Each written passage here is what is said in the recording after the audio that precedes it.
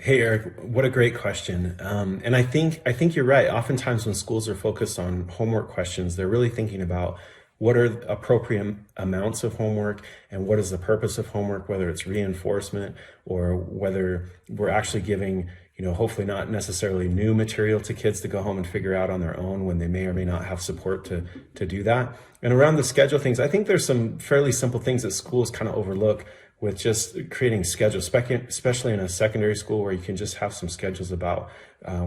certain departments assign homework, which days they assign homework versus days they don't. But more to the point of what your question was, which I think is a more powerful question,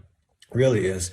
how do we make homework meaningful or purposeful? And the argument that I would make is that I'm not really a proponent necessarily of homework, but I'm really a proponent of purpose-driven work. And if you're really doing authentic projects and work that's deep learning around,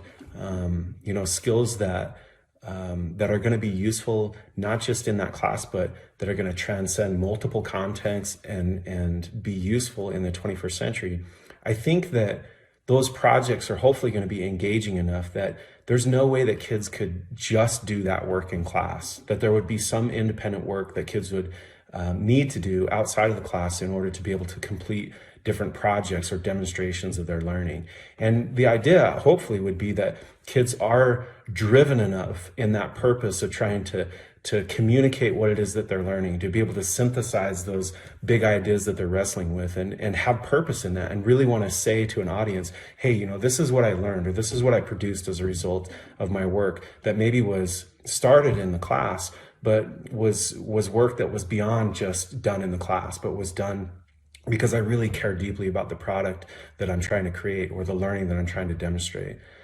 So those are my thoughts, and that's really kind of goes more to the heart of my philosophy about what education should be in general. And I think that sort of spills over into the work that kids might do at home to support